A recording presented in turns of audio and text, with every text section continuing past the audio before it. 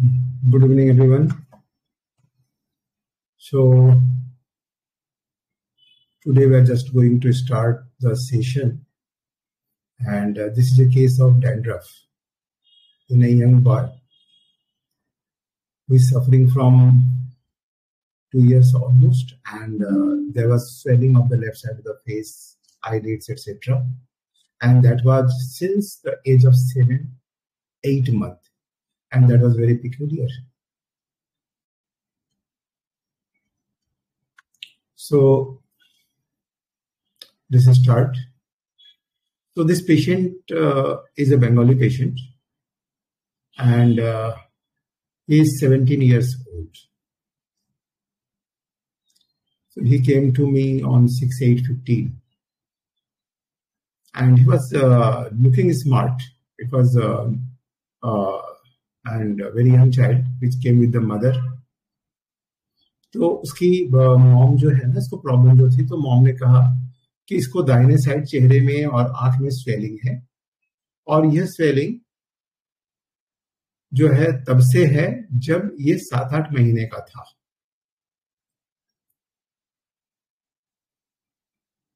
और इसको जो है प्रॉब्लम क्या होती है कि अक्सर नाक से जो है इसकी पानी जो है ना गिरता रहता है और छींके बहुत आती है। ये सारी चीजें चल रही हैं, 7-8 महीने की इससे चल रही हैं, दवाइयां देते हैं, थोड़ा ठीक होता है, फिर रहता है, चलता है, ऐसे चल रहा है, खेला काम चल रहा है। तो जब ये प्रॉब्लम होती है तो बहुत ज्यादा कमजोरी भी हो जाती है, और इसके लोअर लिड में बहुत ज्यादा स्वेलिंग रहती है। और इसके अलावा इसके पहले जो इसको सांस की तकलीफ रहती थी, तो डॉक्टर ने बताया था कि एलर्जी के कारण से रेस्पिरेटरी डिस्ट्रेस रहता है, तो उसका भी वो लोग इलाज करते रहते थे, लेकिन तकलीफ कभी खत्म नहीं हुई, चलता रहता था। तो मैंने पूछा कि और भी कोई प्रॉब्लम है, तो पेशेंट ने बोला कि डैंड्रफ बहुत ज्यादा हो रखा है और ये करीब 1.5 साल से है, तो इसके लिए हर तरह का ट्रीटमेंट करा लिया है इसने, तो कोई भी फायदा नहीं हो रहा है। तो इसका कंडीशन ऐसा है ना कि एकदम सुबह शाम केयर करना पड़ता है। यदि किसी भी तरह से 2 दिन के लिए भी केयर नहीं किया तो बहुत बुरी तरह से बढ़ जाता है, पूरे जो है ना थिक जो है स्केल्स पड़ जाते हैं, उसके इतना ज्यादा कंडीशन है। और इसके फैमिली में एक जो प्रॉब्लम है ब्रोंकाइटिस की, रेस्पिरेटरी प्रॉब्लम की प्रॉब्लम जो है इसके फैमिली हिस्ट्री में भी है। तो बच्चा जो है वो देखने में फेयर था, 3 फीट था और हाइट शॉर्ट थी, बट स्मार्ट लुकिंग था। तो इसके मम्मी ने बताया कि इसको बहुत से डॉक्टरों ने बहुत से डॉक्टरों से इसका इलाज कराया है मैंने, लेकिन इसको कोई फायदा नहीं हो रहा है। और सबसे बड़ी मजे की बात क्या होती है, जैसे डॉक्टर के पास गए और जब फायदा नहीं होता है, ठीक नहीं होता है, तो उसके बाद ये मम्मी को ब्लेम करता है, बोलता है कि तुम अच्छे डॉक्टर के पास नहीं ले जाती हो, अच्छे डॉक्टर से नहीं दिखाती हो, कैसे डॉक्टर के पास लेके आ गई, है ना। तो ये मम्मी को ही ब्लेम करता है, तो और बोलता है कि तुम्हारे माने इसके कारण से जो है वह सब कुछ मैं अचीव नहीं कर पा रहा हूं जो मैं डिजर्व करता हूं, और इसके कारण से मैं मेरी लंबाई के भी बढ़ना जो है, मेरी लंबाई जो है वो भी नहीं बढ़ रही है, मैं शॉर्ट हो गया। तो इसका भी इसको बहुत मलाल रहता है। तो बोलता है कि मेरी जो योग्यता है उसके हिसाब से मैं लाइफ में बहुत कुछ कर सकता था, जो मुझे पाना चाहिए था नहीं पा रहा है, बाकी लोग देखो कितने आगे बढ़ गए हैं, हाँ मैं भी वैसा बन सकता था। उनको देख के इसे बहुत क्या कहते हैं, जलन तो नहीं, लेकिन होता है ना एक कि मैं भी वैसा बनूं, वैसा ही कर सकूं, वैसे ही परफॉर्मेंस हो स्टेज पर जाके, अच्छा स्मार्ट रहता दिखने में तो अच्छा रहता, मैं कर सकता था। ये सारी बातें उसके दिमाग में चलती रहती है। तो फिर मैंने पूछा नेचर कैसा है इसका, बोला कि वैसे तो ये बहुत मजाकिया है ना, बहुत ही हिलमिल के रहता है, सबसे हिलमिल के रहता है नॉर्मली, लेकिन जब तकलीफ होती है ना तो ये जैसे सर्दी खांसी हो गई या नाक से पानी वानी गिरने लगता है तो ये बहुत सुस्त हो जाता है। उसके बाद केवल बिछौने पर पड़ा रहना चाहेगा और चाहेगा मैं उसके पास बैठ ही रहूं, ये फिर मम्मी को नहीं छोड़ता है ना, मम्मी केयर करती रहे, ये सब वो चाहता है, सहलाती रहे, ये सब उसकी डिमांड रहती है। तो मैंने पूछा डर के बारे में, पूछा कि भाई किस चीज से डर लगता है, तो उसने बताया कि मुझे ऊंचाई से बहुत डर लगता है, जैसे ऊपर यदि ज्यादा जाकर जो है नीचे देखना पड़े ना तो लगता है कि गिर जाऊंगा, उसको बहुत डर लगता है, नीचे देखता ही नहीं है। जैसे एक ब्रिज वगैरह पर चढ़ा गया जो काफी ऊंचे ब्रिज है, तो उससे वो नीचे नहीं देखना है। पहले तो जाना ही नहीं चाहता, जाना पड़े तो नीचे बिल्कुल नहीं देखता, नीचे देखने में बहुत डर लगता है, ऐसा लगता है गिर जाऊंगा। तो मैंने पूछा कि अच्छा, ये जैसे मान लीजिए कभी लोगों में बात बात करना पड़े, मिलने जाना पड़े किसी से, या कोई स्टेज पर परफॉर्म देना पड़े, तो ये देता है या हिचकिचाता है? तो पेशेंट ने बोला कि यदि ग्रुप में करना पड़े तो कोई प्रॉब्लम नहीं होती, लेकिन यदि सोलो परफॉर्म करना पड़े तो फिर बहुत डर लगता है, फिर नहीं कर पाता मैं। हाँ, लेकिन ग्रुप हो तो चलता है, फिर कोई दिक्कत नहीं है, फिर आराम से परफॉर्म करता है, सब कुछ करता है। तो फिर मैंने पूछा कि अच्छा, ये तुम्हारे जो हेड में जो डैंड्रफ वगैरह हो रखा है, तो दिखाई पड़ता है, ठीक है, स्केल्स वगैरह दिखाई भी पड़ रहे थे, तो इसके कारण कहीं बाहर आने जाने में या कहीं तुम जाते हो, किसी ने कुछ बोल दिया तो कैसा लगता है, क्या जवाब देते हो, कैसे फेस करते हो? तो उसमें बहुत शर्मिंदगी महसूस होती है, अच्छा नहीं लगता, लोग पता नहीं क्या सोचते हैं इसको देखकर, है ना, अजीब से लगता है। तो किसी के आने जाने में, किसी जो नए आदमी के सामने जाने में तो बहुत ही शर्म आती है। बाकी जो लोग जानते हैं वो तो जानते हैं, वहां कोई प्रॉब्लम नहीं है, पाए भी नहीं है। तो मैंने बोला इस बीमारी के कारण तुम्हारे लाइफ में क्या दिक्कत हो रही है? तो ये जो बता कि इसके कारण से पढ़ाई ठीक से नहीं कर पा रहा हूं, कर ही नहीं पाता हूँ। जब बीमार होता है ना, जब छींके आनी शुरू होती है, पानी गिरना शुरू होता है, तो बहुत बीमार बीमार सा लगता है, कमजोरी हो जाती है, तो पढ़ाई नहीं कर पाता। उस समय केवल पड़े रहने का मन कर सकता है। और उस समय क्या है कि राइट साइड के जो चेहरा है उसमें स्वेलिंग और ज्यादा बढ़ जाती है, तो जो देखने में भी बहुत खराब लगता है। तो फिर मैंने पूछा अच्छा, गुस्सा वगैरह कैसा है, उसके बारे में बताओ। तो इसकी उसने बोला कि ना ना कोई खास गुस्सा नहीं, लेकिन मम्मी ने टोका, बोला कि नहीं सर, इसको बहुत ज्यादा गुस्सा आता है, बहुत जल्दी गुस्सा आता है और बहुत मिसबिहेव करता है। यदि इसके हिसाब से कुछ ना हो तो इसका मूड चिड़चिड़ा हो जाता है, तो चीखना चिल्लाना सब करता है ये। इस समय बोल बोलते, जब उस समय यदि कोई इसे देखेगा ना, तो लोग विश्वास नहीं करेंगे कि ये लड़का इतना हंसमुख और मिलनसार है, इतना अच्छा बच्चा है, जो बाहर बाकी समय दिखता है, गुस्सा आने पर एकदम अलग इंसान हो जाता है। फिर आप कंपेयर नहीं कर सकते दोनों को, दोनों देखने में लगे ये इंसान अलग है, वो इंसान अलग है। तो मैंने पूछा कि ठीक है, क्या पेशेंट से पूछा क्या लगता है बीमारी ठीक होगी नहीं होगी, क्या लगता है तुम्हारे मन में क्या चलता है? तो उसने बोला कि नहीं, ये लगता है तो है कि ये ठीक नहीं है, मुझे कैरी ऑन करना पड़ेगा सारा जीवन, सारा जीवन इसे लेके चलना पड़ेगा, है ना, जैसे अभी तक दवाई से मेंटेन करके चल रहा हूँ ऐसे ही करते रहना पड़ेगा। तो मैंने कहा अच्छा, इसमें इससे तुम्हें दिक्कत क्या होती है? तो जब तकलीफ होती है तो मन में मैंने मैं कुछ नहीं कर सकता, बस पड़े रहना पड़ता है। तो उसकी मम्मी ने भी सेम बातें बताई थी, चुपचाप पड़े रहता है, मम्मी पास में बैठी रहे और कुछ नहीं चाहिए। तो फिर मैंने पूछा कि जानवरों से डर वगैरह लगता है क्या? तो एक रेमेडी कुछ दिमाग में आ रही थी, तो मैंने पूछा था, बोला कि नहीं लगता, पर मुझे कुत्ते बहुत पसंद है। तो इसकी मॉम ने कहा हाँ, ये कुत्तों से बहुत प्यार करता है, कुत्तों से इसकी बहुत ये रहता है, उनका केयर करता है, और जैसे रास्ते में कुत्ते उनको बिस्किट वगैरह खिलाना, रोटी वगैरह डालना, ये सब भी करता है ना। तो और प्लस ये जो है जब ठीक भी रहता है ना, तो ये बहुत अच्छा बच्चा है, फिर तो इसको इससे अच्छा बच्चा नहीं है, ऐसा एकदम सीधा साधा अच्छा बच्चा है, कुछ ना कुछ करता रहेगा, कुछ नई चीजें बनाएगा, कुछ और भी क्रिएटिव चीजें भी करना इसको पसंद है, आर्ट वगैरह भी बनाना, तो बहुत सारी चीजों में इसकी रुचि है, तो वो सब करना पसंद करता है। तो ये सब केस था, तो मैंने पूछा कि इसको खाने में कैसी चीजें पसंद है? तो बताया कि चटक मटक मसालेदार खाना बहुत पसंद है, चाउमीन मोमो ये सब जंक फूड बहुत खाता रहता है, इसको बहुत ज्यादा पसंद है, मानता भी नहीं है। तो इसको मैंने 6/9/15 को, सॉरी 6/8/15 को मैंने 0/1 दिया, वंस डेली करके दिया। फिर 13/8/15 को मेरे को रिपोर्ट किया कि स्वेलिंग जो है, आइस की जो स्वेलिंग है वो ठीक हो गई है, लेकिन ठीक हो गई थी, आज फिर से स्टार्ट हो गया। तो इसके लिए क्या किया उन्होंने, एलोपैथिक दवाई, एलोपैथिक डॉक्टर को कंसल्ट कर लिया, एंटीबायोटिक चालू कर दी, जो ये पहले भी किया करते थे। तो मैंने पूछा कि ऐसा कुछ करने की जरूरत नहीं थी, मेरे पास आ जाना था, तो इसके बाद कभी हो तो ऐसा कुछ नहीं करना है, होम्योपैथिक दवाई लीजिए। फिर बल्कि मैंने 0/2 दिया। तो इसके बाद जो नेक्स्ट रिपोर्ट आई 22/8/15 को, लगे काफी ठीक है, कोई भी दिक्कत नहीं है, केवल लेथर्जिक फीलिंग अभी भी बनी हुई है। तो उसने खुद कहा कि हो सकता है कि बिलीरुबिन के कारण से ज्यादा हो, उसका बिलीरुबिन थोड़ा बड़ा हुआ था, तो उसको ये प्रॉब्लम भी बीच बीच में होती रहती है, ये बाद में मुझे पता चला था। तो मैंने 0/3 दिया उसको, वंस डेली। तो उसके बाद 5/9 को आया कि अभी बहुत अच्छा लग रहा है, कॉन्फिडेंस आ गया है। बड़े मजे की बात क्या बताया उसने, अभी कॉन्फिडेंस आ गया है, अब मैं बैड बॉयज के साथ फाइट कर सकता हूँ। मैंने अब इसकी तमन्ना हो गई कि जो मुझे चिढ़ाते थे या जो परेशान करते थे ना, they are the bad boys, अब उनको सबक सिखा सकता हूँ, इतना कॉन्फिडेंस आ गया। And that was the very nice, क्या कहते हैं इसको, थिंक उसकी अपनी पर्सनैलिटी बाहर आ रही थी। जो ये बहुत ज्यादा दबा दबा से फील करता था, लो फील करता था, वो चेंज हो गया, गॉट द कॉन्फिडेंस। एंड बहुत स्मार्टली, मतलब ऐसे एकदम मैंने उसका लहजा ही बदल गया, बोलने का, बैठने का।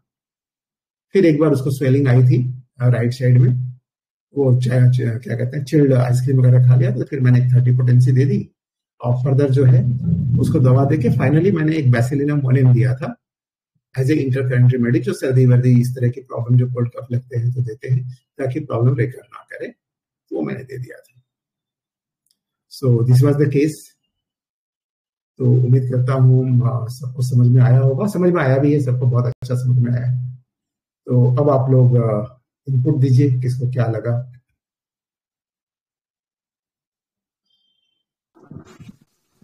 Good evening sir. हाँ, गुड इवनिंग सर मुझे तो सर इसमें सर कार्सिनोसिन का फील आ रहा था सर। कार्सिनोसिन कैसे, बताइए। सर कुछ रूब्रिक्स लिए थे सर मैंने, जैसे इसको हाँ आपने बताया था कि ये डॉग्स का बहुत मतलब इसको अच्छा लगता है ना, एनिमल्स लव हाँ।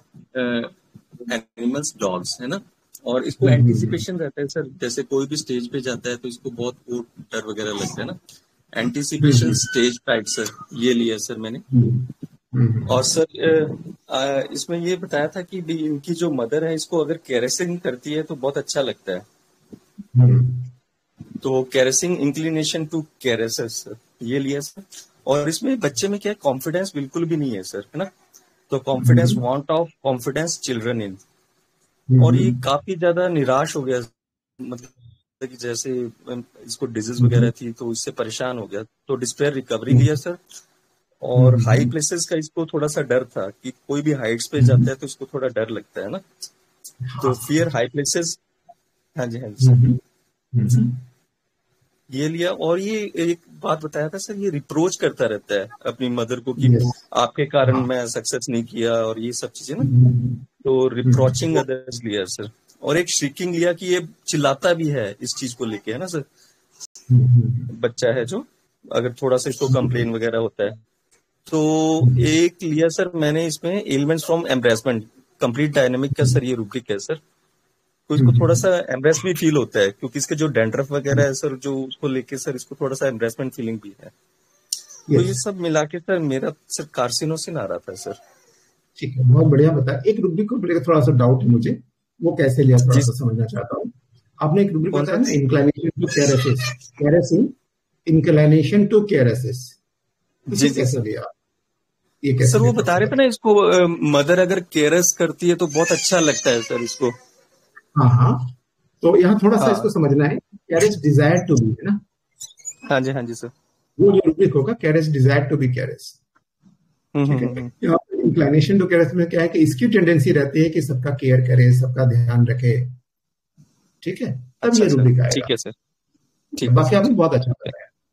यहाँ पे थोड़ा सा कंफ्यूजन हो गया था, तो इसको आप थोड़ा ठीक करें, बहुत अच्छा बताया, वेरी नाइस। ठीक है, बहुत, थैंक यू आपकी सर। क्लैरिटी बहुत अच्छी है। और खैर, आप तो शुरू से ही बहुत अच्छा रहे हैं, बहुत अच्छा। तो ओपनिंग बहुत अच्छी हुई है।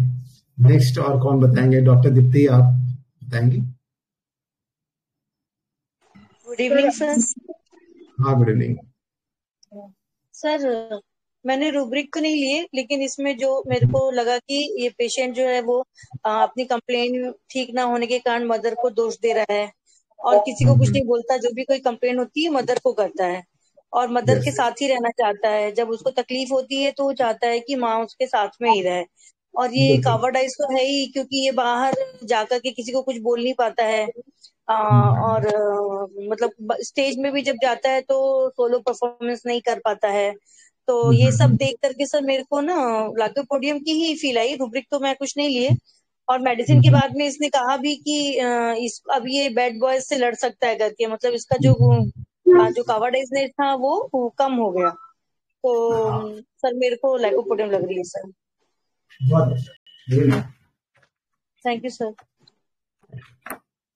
और बताएंगे, और किसी को क्या लग रहा है?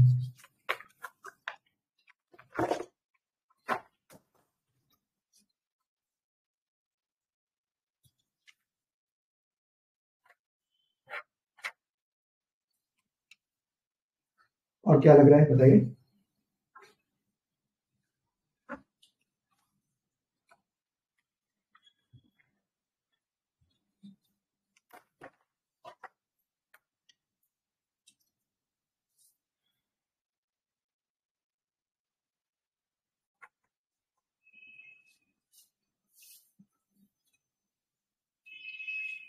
Hello. Good evening sir. Doctor Jamini, आप बताइए, आपका जो आया था रेमेडी क्या आया था?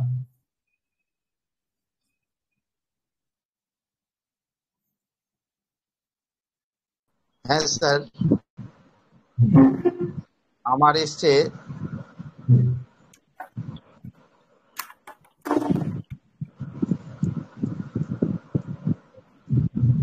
আমি অ্যাঙ্গার ভায়োলিন নিয়েছি, আর এনিমেল লাভ ফর এনিমেল নিয়েছি,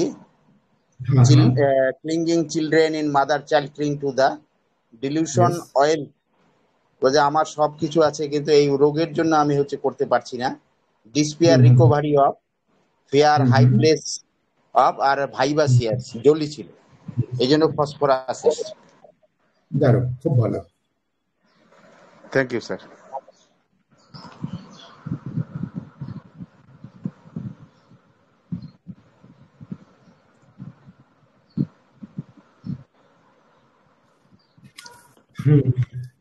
और कौन बताएंगे? तो बोल रहे थे अभी।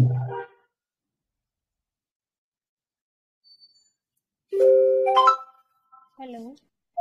हाँ, हेलो। हाँ सर, हाँ, good evening sir. Sir good actually evening. मुझे ये जो लड़का है ना थोड़ा सा वीक टाइप का लगा, मतलब बहुत स्ट्रॉन्ग पर्सनैलिटी नहीं लगी।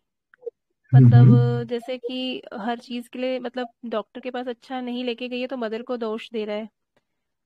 मतलब उतना खुद से जैसे एक होता है ना कॉन्फिडेंट होता है कोई, वैसा नहीं लगा। तो एक वीक फीलिंग जैसी लगी, कावर्डाइज टाइप सा। तो और एंगर भी इसमें बहुत ज़्यादा है, मिसबिहेव भी कर देता है मदर के साथ। तो बेसिकली तो सर लाइकोपोडियम का फील आ रहा है, और एक फील मुझे चाइना का भी आया कि चाइना का हिंडर्ड भी आ भी रहा फील कर रहा है। हिंडर्ड फील कर रहा है कि है। आपकी वजह से मतलब मतलब आगे पढ़ाई नहीं कर पा रहा है, या उसकी जो रुकावटें हैं वो आसपास के लोगों पे वो ब्लेमिंग कर रहा है। तो चाइना का फील है और लाइकोपोडियम का सर। चाइना एंड लाइको, ठीक। और जी सर।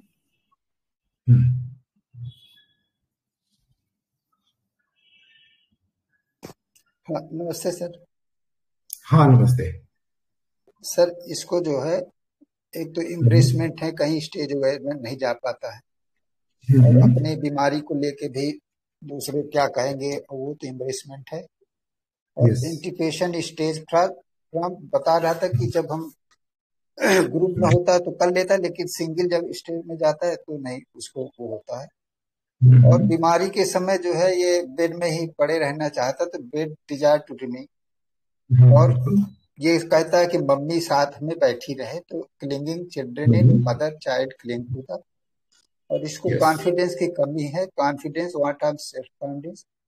और वो कह रहा है कि मैं बीमार हूँ इसी के कारण और बच्चों की तरह नहीं कर पाता हूँ। तो सर हमने एक रूब्रिक लिया, delusion sick being work and for this reason will not. और Yes. माँ को चाहता भी है लेकिन उसको माँ को रिप्रोच भी करता है। तो हमने एक रूब्रिक ले लिया सर, माइंड रिप्रोचिंग अदर्स। और टोटल इसको जो है वीकनेस और अपनी हेल्पनेस फील हो रही है। तो सर हमारी सीपी आ रही है। Thank you sir. सीपी है ना, जी वेरी सर। नाइस, बहुत अच्छा।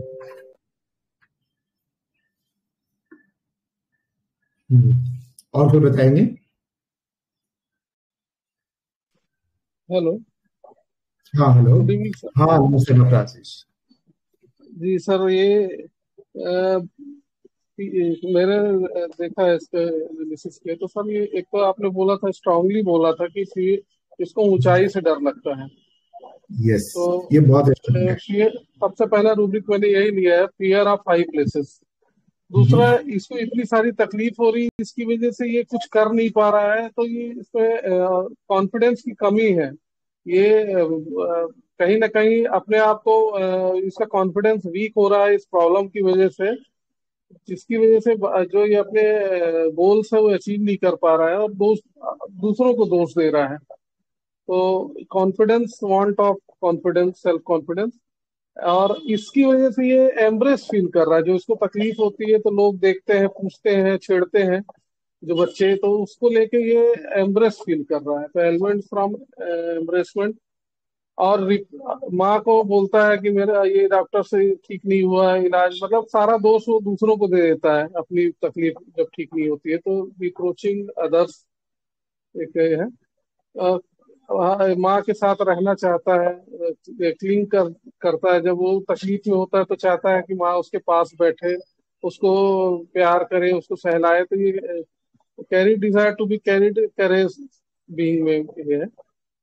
और जब इससे आपने पूछा कि कैसा लगता है, तकलीफ है तो क्या लगता है कि ठीक होगी कि नहीं, तो वो उसका जो एक आंसर है वो नेगेटिव ही रहता है। एक तरह से वो सस्पेक्ट, क्लियर नहीं बोलता है, एक अपनी होप नहीं दिखाता, पॉजिटिविटी नहीं दिखाता। तो एक तरह से ये डिस्पेयर में है अपनी रिकवरी को लेके कि ठीक होगा कि नहीं होगा। और दूसरों के ये जब तकलीफ होती है तो उसको एक चीज के फील और भी होता है कि लोग मेरे बारे में क्या सोचेंगे, क्या बोलेंगे, तो लोग मेरे प्रति किस नजरिए से देखेंगे मुझे। ये फियर ओपिनियन भी है, ओपिनियन ऑफ अदर्स। और तकलीफ की कंडीशन में माँ से एक तरह से क्लिंग करके बैठ जाता है। तो clinging in children, mother, child clings to the mother, sensitive to opinion of other. और स्टेज फ्राइट है, अकेले स्टेज में नहीं जा पा रहा है, तो वांट ऑफ सेल्फ कॉन्फिडेंस और एंटिसिपेशन, स्टेज फ्राइट, ये भी एक रूब्रिक है। तो इस सब में टोटलिटी में तो पल्सिटिला आ रहा है। और डीडी में सर मेरे लिए इसमें चाइना हो सकता है, क्योंकि इसको हिंडर्ड फीलिंग तो लग रही है थोड़ा सा। जी सर, थैंक यू।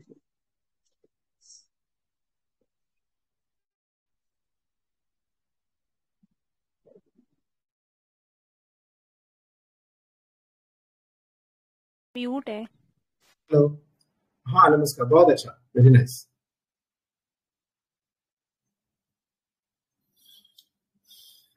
और कोई?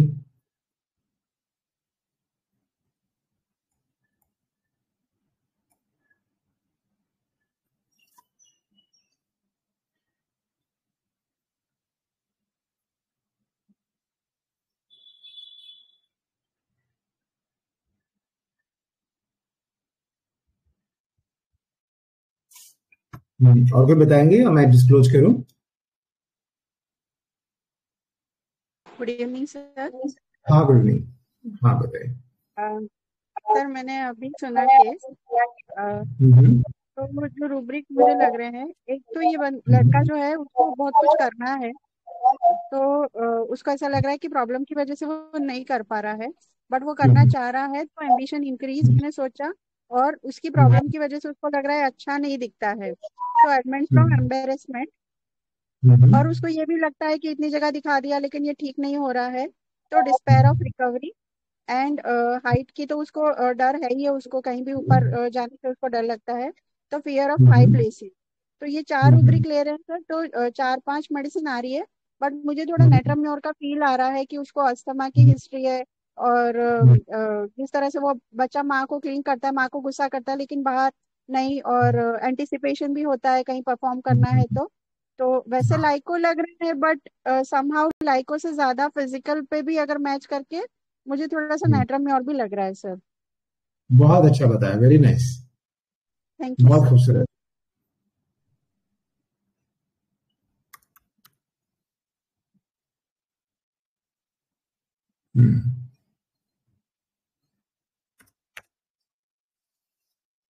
बहुत बढ़िया। हाँ, और कोई बताएंगे? दवाई वैसे ग्रुप में आ चुकी है, मेडिसिन।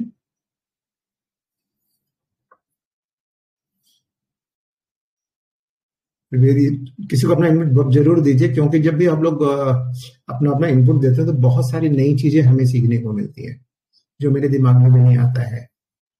तो जो भी आता है जरूर दीजिए। बहुत अच्छा। डॉक्टर अलका।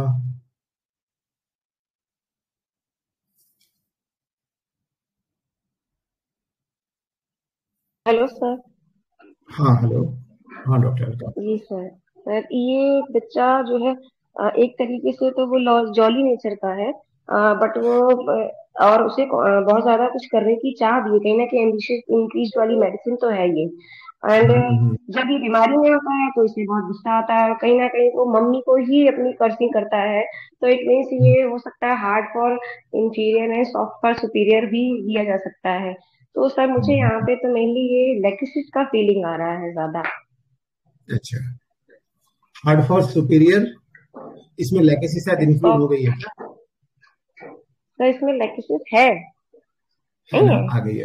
हाँ, एक बार मैं चेक कर लेता हूँ। मैं भी कुछ जी सर। बहुत सारे रेमेडी ऐड हुई है। पहले तो केवल 3 रेमेडी हुआ करती थी, अभी 8 रेमेडी ऐड हो गई। इसमें लेकेसिस बिल्कुल है। हाँ, चेलिडोनियम, क्यूपरम, लेकेसिस, लाइको, लेट्रमसल भी ऐड हुआ है, प्लेटिना ऐड हुआ है, सल्फर भी ऐड हुआ है, विरेटम भी ऐड हुआ है। ये 8 रेमेडी अभी ऐड हुई है। हाँ, बहुत अच्छा। और सर अगर कुछ रूब्रिक मैच करते हैं तो ये नेट्रम फॉस जैसा भी लग रहा है। हाँ नेट्रम लेकिन ग्रुप और फॉस ग्रुप मिक्स करके कहीं ना कहीं नेट्रम फॉस डीबी में आ रहा है ऐसा। बिल्कुल, बहुत अच्छा। लेक्सिस में लेकिन एक बात जो समझ में नहीं आ रही है कि लेक्सिस क्या इतना ज्यादा टिमिड होगा कि स्टेज पर सोलो परफॉर्मेंस नहीं दे पाएगा? बिकॉज इज नहीं वेरी, यस, यहाँ पर लेक्सिस सर। थोड़ी कठिन। जी जी जी बिल्कुल है, रेयरली होता है, रेयरली केस में सर ऐसा होता है अरे कहीं ना नहीं हो कहीं। सकता, जी जी सर। क्योंकि जहाँ उसको डर लगेगा वहां लेक्सिस लेकिन डरेगा जाने में। ये सही है। लेकिन यूजुअली परफॉर्मर होता है लेक्सिस, तो ये थोड़ा लेक्सिस के अगेंस्ट में जा रही है, लेकिन हो भी सकती है कि बहुत बार हमारे पास बहुत सारे रेयर सेड आते हैं। जी जी। बिल्कुल, बहुत अच्छा सोचा आपने।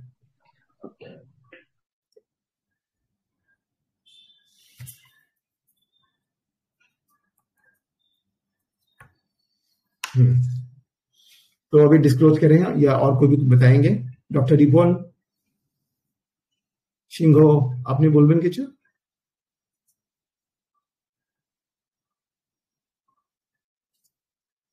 না স্যার, আমি মাত্র ঢুকছি স্যার। নমস্কার স্যার। আচ্ছা আচ্ছা, ঠিক আছে ঠিক আছে, তাহলে এবার আমি একটু ডিসক্লোজ করছি কেসটাকে।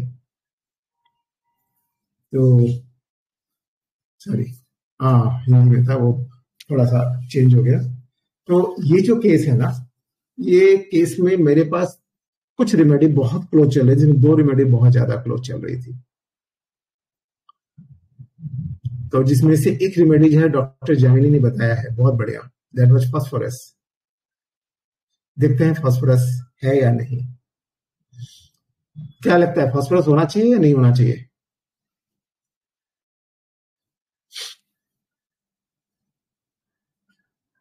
चार्ट में तो आ रही थी सर।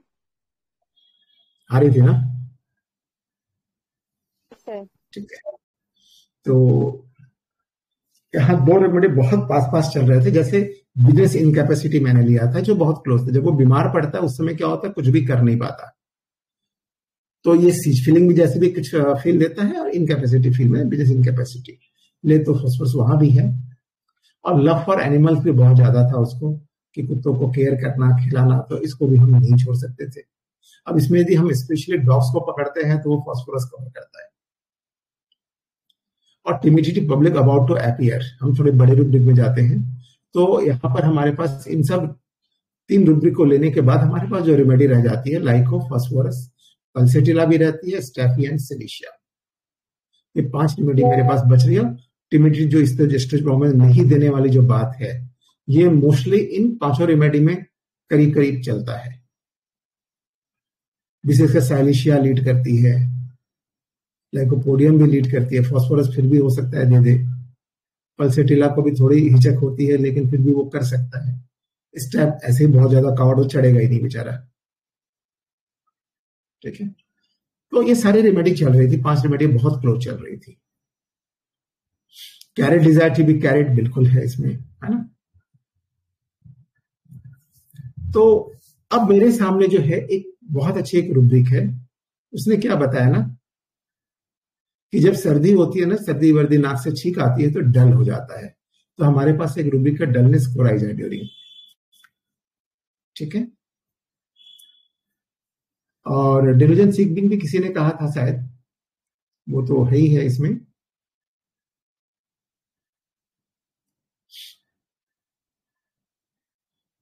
तो यदि हम देखें ना, इसमें बहुत अच्छी एक रूब्रिक है रिप्रोचिंग अदर्स।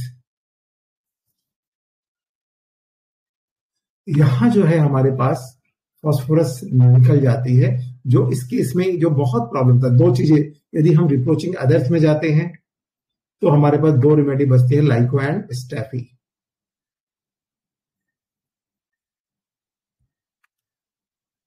ठीक है,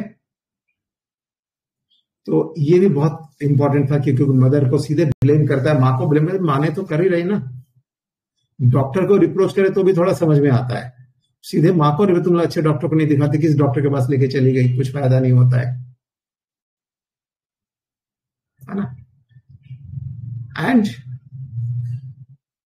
स्टेज फ्राइड भी है, उसको एंटिसिपेशन से नहीं मैं तो नहीं कर पाऊंगा, दिस इज एंटिसिपेशन, नहीं कर पाऊंगा, परफॉर्मेंस नहीं कर पाऊंगा। यहां पर फिर लाइको, पल्सेटिला एंड सिलिशिया चलता है। यहां भी फास्फोरस एंड स्टैफ यहां से आउट हो जा रही है। फियर हाई प्लेसेस बिल्कुल था, है ना। तो उसने लास्ट में एक बात बोली थी ना कि अब मैं बैड बॉय से फाइट कर सकता हूं, कॉन्फिडेंस आ गया है। इसका मतलब क्या होता है? इसका अर्थ क्या है कि इसके अंदर कितनी घृणा भरी हुई है उन लोगों के प्रति, कितना हेट करता है और बदला लेना चाहता है। हमारे पास बहुत ही खूबसूरत सी रूब्रिक है, हैट्रेड, रिवेंजफुल, हेटफुल एंड। तो यहां हम यदि जाते हैं तो हमारे पास जो रेमेडी बच रही है, अकेली रेमेडी बच रही है फास्फोरस। ठीक है, लेकिन हम यदि डेलीरियम रिप्रोचफुल में जाते हैं कि एकदम डेलीरियस कंडीशन जैसे कि हम ये कर रहे हो, वो कर रहे हो, तुम लोग कुछ नहीं दिखा रहे हो, इसे डेलीरियम कंडीशन, वहां लाइकोपोडियम लीड कर रही है। और एक बहुत ही खूबसूरत रूब्रिक है जहां पर फास्फोरस अकेला है, वह है डिस्करेज्ड हेल्थ अबाउट वंस। अपने हेल्थ को लेकर पूरी तरह से डिस्करेज हो गया है, अब ठीक नहीं होगा, है ना। अब इसके साथ ही कैरी ऑन करना पड़ेगा। So this was also very important point जिसे हमें सोचना चाहिए।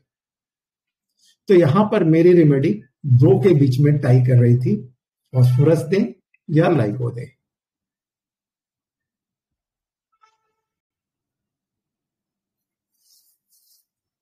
कि मैंने आई वॉज इन डिलेमा, देना तो है, दे तो किसको दे।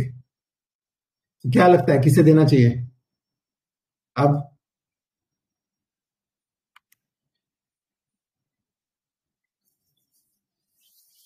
लाइकोपोडियम से लाइको देना चाहिए। सभी लाइको के साथ हैं।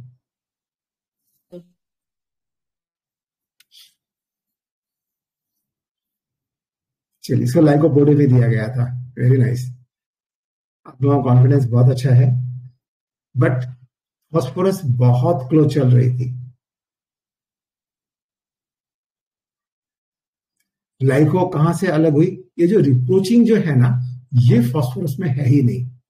फास्फोरस दूसरे तरीके से मैनेज करता है।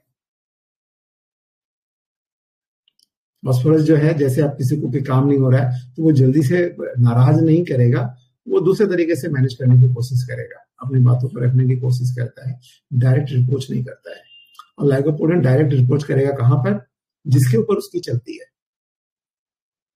तो अब तक वो जो अपने लोगों के जो अत्याचार है ना सह रहा था ना, जो उसको चिढ़ाते थे, जाहिर है स्कूल में बच्चे तो ऐसे होते ही हैं, थोड़े से शरारती भी होते हैं, चिढ़ाना परेशान करना था, लेकिन ये बोल नहीं पाता था, कॉन्फिडेंस नहीं था।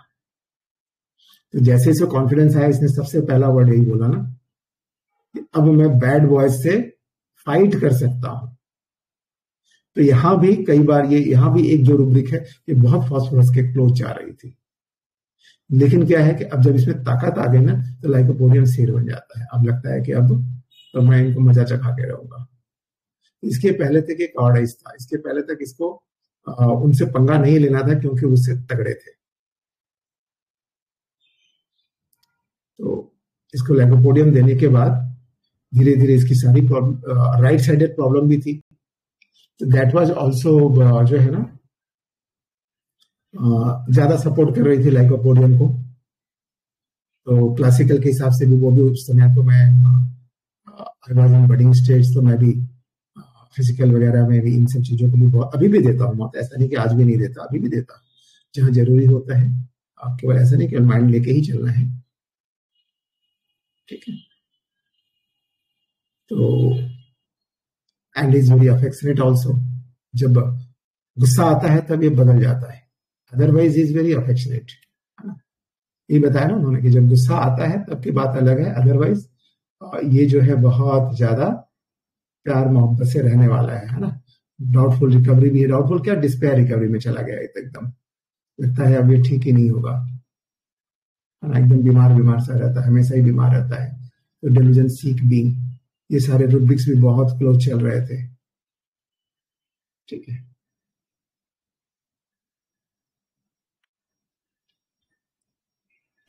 बहुत बढ़िया केस था, बहुत बढ़िया। डिस्करेज्ड हेल्थ अबाउट, ये रूब्रिक कौन सी रिपर्टी में? कौन सा बोला आपने? डिस्करेज्ड हेल्थ अबाउट सर, ये आपको एडोनिस में मिलेगी, नई रूब्रिक है, बहुत अच्छा है, अकेले रेमेडी है, तो इसे सोच समझ के यूज करना है। इस केस में भी बहुत फर्क दिख रहा था, ये लगता है कि अब इसके साथ कैरी ऑन करना पड़ेगा। यहाँ हम लोग कई बार डेल्यूजन मैरिड में भी चले जाते हैं, लेकिन इग्निशिया की दूसरी कोई फील वगैरह नहीं आ रही थी, बिल्कुल अलग जा रहा था। तो यहाँ पर बस 2-4 रेमेडी बहुत पास में चल रहे थे, पल्सेटिला पास में चल रही थी। तो जो एंट्री रूब्रिक वो आपकी बहुत सही होनी चाहिए। तो हम इजी, यदि एंट्री रूब्रिक गलत हो गई तो कई बार हम लोग गलत लीड कर जाते हैं, बहुत होता है इसमें। तो ये जो रूब्रिक मिली मुझे, discouraged health about once, is very nice rubric, यानी एकदम हताश वाली कंडीशन आ जानी चाहिए जब कि अब इसके लेके कोई उम्मीद ही नहीं बची है। और नॉर्मली ऐसी कंडीशंस वैसी होती है ना, जो काफी दिनों से चलते चलते कुछ ऐसी बीमारी लग गई है जहां पर अब उन्होंने सारी हिम्मत खो दी है लड़ने की, फाइट करने की। तो ऐसे स्टेज में हमें कैंसर वगैरह के केस में भी काम आ सकता है, किडनी फेलियर में काम आ सकता है, यदि कुछ पेशेंट इस स्टेज में, या किसी भी बीमारी में जिसमें यह स्टेज बहुत ज्यादा प्रोमिनेंटली दिखाई पड़ रहा हो, और उसके साथ में यदि कुछ और भी रूब्रिक सपोर्ट करते हैं, विशेषकर सीज वाली कंडीशन फास्फोरस के साथ आ जाती है कि अब कुछ नहीं हो सकता, सीज हो गया, अब नथिंग टू डू, कुछ नहीं कर सकते, है ना। तो ये इस रूब्रिक को सीज के साथ जोड़ेंगे तो बहुत अच्छा होगा। So any question? फॉस्फोरस है ना सर इसमें? हाँ, उसमें फास्फोरस है। डिवीजन है नहीं, डिस्करेज्ड हेल्थ अबाउट में सिंगल फास्फोरस हाँ, है सर? सिंगल फास्फोरस है। किस ग्रेड में सर? डिस्करेज्ड जी। हेल्थ अबाउट, अकेले फास्फोरस है, इसको नोट कर लीजिए। हाँ, बहुत अच्छे मैंने कुछ रूब्रिक्स है ना जो हम जैसे पकड़ के चलें और समझ के चलें तो बहुत अच्छा, लेकिन इसकी पूरी पकड़ होनी चाहिए। सिंगल वाले में जो भी कभी भी हो, जब यूज करते हैं तो एकदम बहुत प्रिसाइज होके हमें सोचना पड़ता है। बहुत बार क्या है ना, जैसे एक सल्फर का एक रूब्रिक था अभी, डेल्यूजन थीन गेटिंग, तो कहीं किसी में सुन रहा था मैं तो बोले कि बस दिन पर दिन जो है हेल्थ खराब होता जा रहा है, तो थिन गेटिंग करके लगा देते हैं। This is not the way. Sulphur की थिन गेटिंग अलग होती है, अकेली रेमेडी है तो उसको बहुत अच्छे से समझना है। तो इसलिए हर रूब्रिक का जो है ना, उसको अच्छे से डीपली समझ के हम लोग यूज करें, विशेष कर सिंगल रेमेडी वाली को।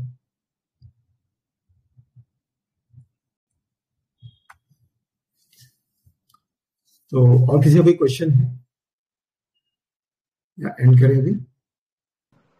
স্যার সালফারের থিন গেটিংটা ওইটাই তো জানতাম আমি, আপনি একটু বলেন স্যার ওই ব্যাপারটা, সালফারের আচ্ছা হচ্ছে থিন গেটিং। ঠিক আছে, ওটা বলবো আপনাদের একটা group ছিল না?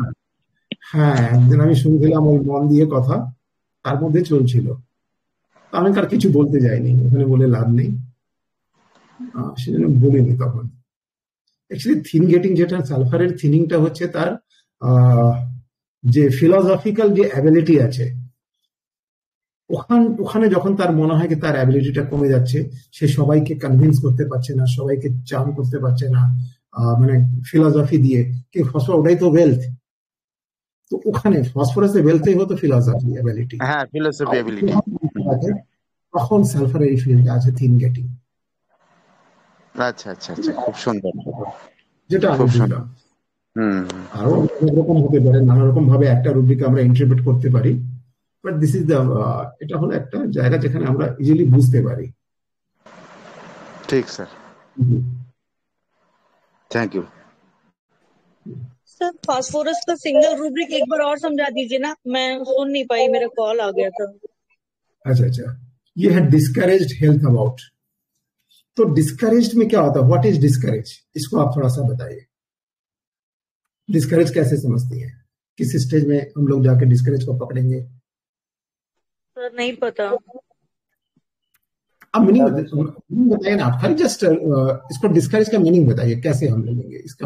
স্যার ডিসকারেজ তো হচ্ছে নৈরাশ্যতা স্যার, স্বাস্থ্য নিয়ে নৈরাশ্য, যেটা কিছুই হবে না আর হচ্ছে এই ভালো হবে না মনে হয়, এরকম ডিসকারেজ নৈরাশ্যতায় চলে যাচ্ছে, নিরাশ হয়ে যাওয়া,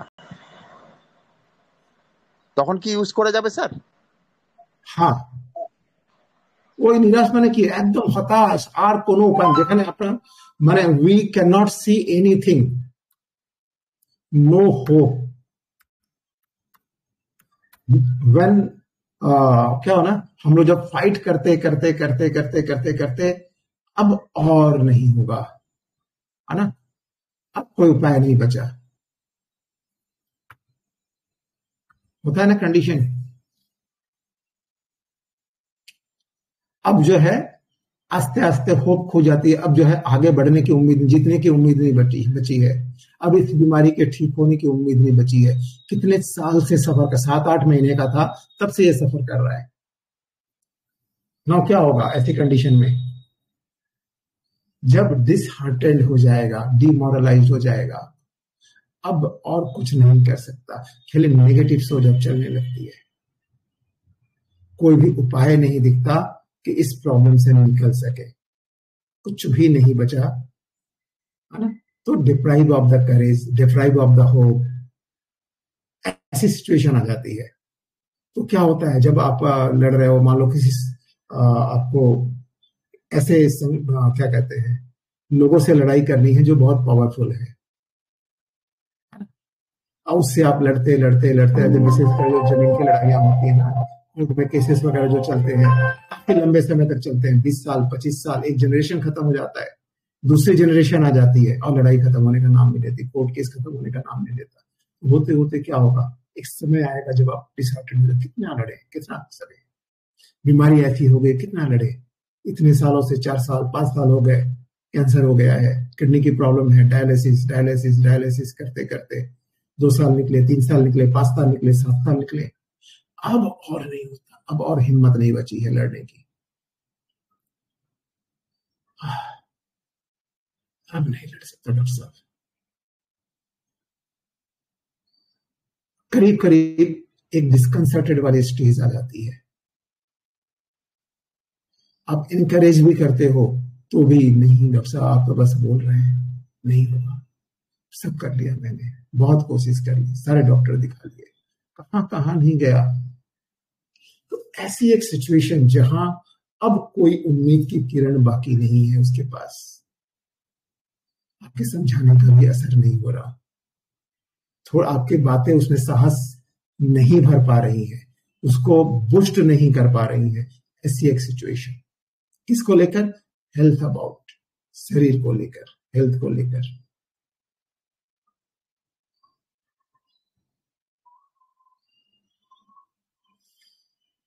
तो समझता हूँ थोड़ा बहुत क्लियर कर पाया हूं मैं, और भी बहुत सारे मीनिंग हो सकते हैं।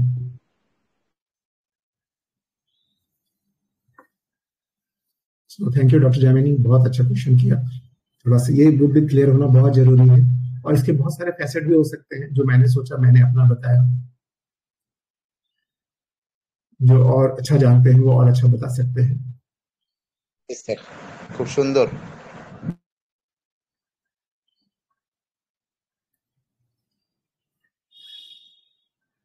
तो अब विदा लेते हैं आज के लिए।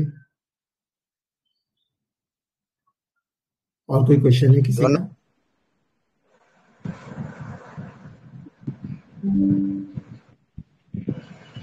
आपकी मेडिसिन क्या आई? लाइकोपोडियम। सारी कहानी हो गई, लोग कंफ्यूज्ड है अभी भी। इसका लाइकोपोडियम दिया था मैंने। Okay sir, thank you. But was very close.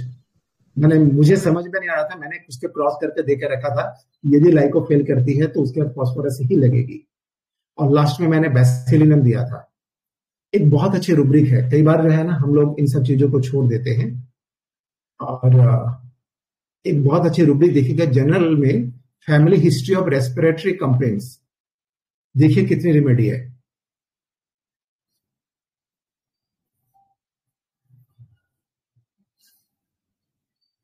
दो ही रेमेडी है, बेसिलिनम एंड ट्यूबरकुलिनम, है ना। तो ऐसे केसेस में जो है ना, जहां पर बार बार रिपीट कर रहा है, क्योंकि दवाई एक दो बार फिर रिपीट किया तो मुझे लगा नहीं, इसे बेसिलिनम देना चाहिए। एंड आफ्टर बेसिलिनम प्रॉब्लम रिपीट किया ही नहीं, कंप्लीट हो गया। यदि वो नहीं दिया होता ना, ये कम से कम 2-4 बार 5 बार 7 बार और मेरे पास आता। तो हमें इन सब पर भी ध्यान, जहां पर बहुत स्ट्रॉन्ग फैमिली हिस्ट्री मिलती है यदि रेस्पिरेटरी कंप्लेंट्स की, तो हमें इन दो दवाइयों के बारे में जरूर सोचना चाहिए। Not as a prescription, main remedy की तरह नहीं, इंटरकरेंट रेमेडी के हिसाब से। नमस्कार डॉक्टर सीमा यादव, बहुत लेट आई आप। हाँ sir, family history of respiratory complaints में 2 रेमेडी हैं, बेसिलिनम और ट्यूबरकुलिनम। यस, ये बहुत अच्छा, इसको हम लोगों को कई बार स्किल्स है ना, हमें रखने चाहिए। सर वैसे हम लोग जब थे ना, पहले जब एलन की नोट और उसको पढ़ के ही करते थे क्लिनिक में, तो हम इन सब चीजों का ध्यान रखते थे और हम देते भी थे ऐसे। लेकिन माइंड में चढ़ जाने के बाद में इन सब चीजों को हमने छोड़ दिया है सर। हाँ, ये रिजल्ट बहुत फास्ट आते थे। अभी जो कई बार करते रहते हैं ना, माइंड में केवल दे रहे हैं, लेकिन इनको नहीं सोचते ना माइजमेटिक मेडिसिन को, तो कई बार हमें रिजल्ट देर से आते हैं। तो जहां हमें, क्योंकि माइंड में यदि एक्यूरेट है तो बहुत फास्ट काम करती है, तो जहां झूल रहा है हमारे पास 2 ऑप्शन रहते हैं, या तो ये माइजमेटिक मेडिसिन को देनी पड़ेगी, या फिर हमारी रेमेडी गलत है, हमें कुछ और रेमेडी सोचनी पड़ेगी। तो इंटरकरेंट जो बहुत बार जिसको बार सर्दी खांसी जुकाम होता था ना, तो उसमें मैं ट्यूबरकुलिनम दिया करती थी प्रिस्क्रिप्शन के तौर पे, फर्स्ट रेमेडी, और फिर बाद में, और तो उससे भी निकलते थे बहुत सारे केसेस। मतलब बहुत सारी तरह की चीजें करते थे। अभी तो हम लोग कुछ भी नहीं करते। बिल्कुल नहीं, ये सब चीजें देखिए क्या है कि हम लोग जो सिलेक्शन जो कर रहे हैं माइंड सिम्टम के थ्रू कर रहे हैं, लेकिन बाकी जो चीजें हैं ना, जो हैनीमैन ने लिखी हैं, ऑर्गेनारा ने लिखी हैं, ये सारी चीजें अपनी जगह बिल्कुल सही हैं आज भी। वो सच अभी भी बदला नहीं है, वो वैसा का वैसा ही है। तो प्रिस्क्रिप्शन स्किल्स हमारी बहुत बेहतर हुई है माइंड में आने से। जिस जो पेशेंट समझने में हमें कई बार बहुत समय लगता था, गलत रेमेडी में लीड करते थे, ट्राई करते थे, चलो इसको कोशिश कर लेते हैं, इसमें ये है, इसमें फायदा करेगा, वहां से हम बाहर आए हैं, प्रिसाइजली प्रिस्क्रिप्शन कर पा रहे हैं और उससे निकल भी जाता है। लेकिन इसके बावजूद भी यदि बार बार आ रहा है, तो हमें देखना चाहिए कौन सी मैजम इसमें ज्यादा सूट करती है और उसके हिसाब से कौन सी रेमेडी आती है, तो हमें सक्सेस और अच्छे मिलेंगे।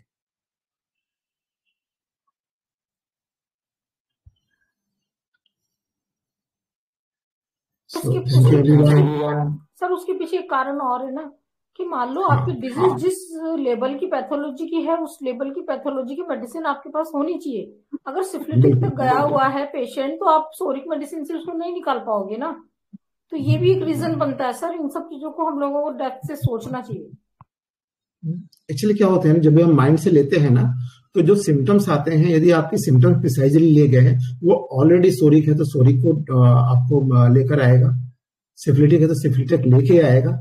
इसके बाद भी इंटरकरेंट रेमेडी के हिसाब से हमें जरूरत पड़ती है कि वो उसमें माइंड के सिम्टम्स वगैरह बाकी सब नहीं मिलेंगे, क्योंकि लाइकोपोडियम भी देखिए इसमें सोरिक भी है, सिफिलिटिक भी है, हर तरह के रेंज की है ये। तो हर मेडिसिन में हर तरह के मायाजम है, लेकिन किसी में ग्रेड का अंतर है। जैसे आपको सिफिलिनम है, मार्शल है, इस तरह की रेमेडी में आपको सिफिलिटिक टेंडेंसी बहुत ज्यादा प्रोमिनेंट है। बेलाडोना है, इसमें सोरिक ज्यादा, लेकिन बेलाडोना भी आपको सिफिलिटिक होती है। कैंसर के बहुत सारे केसेस में मेरे बेलाडोना लगा है और बहुत अच्छा रिजल्ट दिया है। तो हर रेमेडी में तीनों मायाजम निहित है और इंटरकरेंट हो गया जो उसको कंप्लीमेंट करती है, मायाजमेटिक बेस को खत्म करती है। जब तक वो खत्म नहीं करेंगे वो बार बार प्रॉब्लम आ रही है, वहां पर हमें सोचना चाहिए। जैसा मैं सोचता हूं, मुझे लगता है सबका एक्सपीरियंस अलग अलग हो सकता है। जी सर, जी वेरी गुड इवनिंग सर। मैं अपना एक एक्सपीरियंस शेयर करता हूँ। हाँ बताइए सर। एक बच्चा वो मेरे पास हर बार निमोनिया के लिए आता था। इस बार आया बेलाडोना से ठीक हो गया, दूसरी बार आया एंटेमटार्ट से ठीक हो गया, तीसरी बार आया कोई और रेमेडी से ठीक हो गया, लेकिन उसका आना बंद नहीं हुआ। हर 3 महीने में उसको सीवियर निमोनिया लंग कंजेक्शन के साथ आता था। और फिर मैं जब दे के थक गया, क्योंकि अभी यदि एंटेमटार्ट ने काम कर दिया हो तो फिर वापस नहीं आता, बेलाडोना ने काम कर दिया हो तब भी नहीं आता। तो फिर मुझे यही लगा कि कुछ ना कुछ तो गड़बड़ है, इसका रिकरेंसी चेकआउट करना चाहिए। ट्यूबरकुलिन और हर 3 महीने में आता था सर। सीवियर निमोनिया लेके लगता था भर्ती करना पड़े, उसका रेस्पिरेशन 60 के ऊपर रहता था। उसको फिर फाइनली मैंने ट्यूबरकुलिनम 1 डोज दे दिया, उसके बाद आज तक दिया, 1 साल से ज्यादा हो गया। मेरे दोस्त का बच्चा है, तो रिकरेंसी उसने चेकआउट कर दिया। तो अभी समझा जो आपने बताया। यही तो ट्यूबरकुलिनम की चेंजेबिलिटी है। ट्यूबरकुलिनम चेंजेबिलिटी में जो पड़ा हुआ है उसका रीजन यही है। चेंज हो रही है, हर बार अलग अलग मेडिसिन लग रही है। हाँ, तो अभी तो जब हम ब्रॉड अंडरस्टैंडिंग करते हैं ना तो कहीं से भी पकड़ सकते हैं। तो ट्यूबरकुलिनम हो सकता, लेकिन वो जो बच्चा है ना ट्यूबरकुलिनम का नहीं था, मतलब उसकी जो नेचर था ना नहीं लगेगा। यही होता है, माइंड से आप देखेंगे ना तो कभी वो ट्यूबरकुलिनम है ही नहीं, उसके सारे नेचर है, लेकिन बहुत अच्छा रिजल्ट मिला। वहाँ मायाजमेटिक लिखा है ना सर इन सब चीजों के बारे में, मायाजमेटिक ब्लॉक और ये सारी चीजें बहुत इंपॉर्टेंट होती हैं केसेस में। कई बार और कई बार ना सर केसेस लेयर में निकलते हैं। एक बार इस रेमेडी से निकला, फिर दूसरी रेमेडी से, फिर तीसरी रेमेडी से, ये भी होता है। क्रॉनिक केस में ऐसे बहुत मिलते हैं, कई लेयर मिलते हैं। मेरे कई रेमेडी हैं, शुरुआत किसी से हुई, अंत किसी से हुआ, फिर शुरुआत वाली रेमेडी लास्ट में आई। 3 रेमेडी 4 रेमेडी से निकले हैं, बहुत सारे केसेस हैं, वो भी प्रेजेंट करेंगे कभी, लेकिन बहुत लंबा हो जाता तो मैंने फिर उसको नहीं डाला। मैंने सोचा था मैंने डालने के लिए, और हर रेमेडी की जब जिसको जो जरूरत पड़ी है उस रेमेडी ने बहुत अच्छा काम किया है। तो अलग अलग लेयर्स में बहुत अच्छा आपने बोला है कि अलग अलग लेयर्स में आते हैं। वैसे वाले केस डालिए, सीधे तो निकल ही जाते हैं। सबसे बड़ा प्रॉब्लम तो वही है। हमको लगता है हमारी मेडिसिन ही गलत है, तो वो जो सीक्वेंसेस होते हैं ना वहां से भी हम लोग को कम करना चाहिए। तो वैसे केसेस डालिए आप, यदि आप जो हो आपके पास तो जरूर डालेंगे।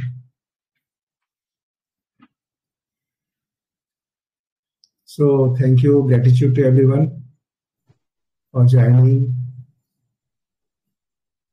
और बहुत अच्छा आप लोगों के साथ में सीखा, आपको बहुत बहुत धन्यवाद। And thanks to doctor Hahnemann, जिनके कारण से आज हम सब यहाँ है और अच्छे अच्छे केसेस, अच्छे अच्छे लोगों की सफरिंग को दूर कर रहे हैं, तकलीफों को दूर कर रहे हैं। So thank you everyone.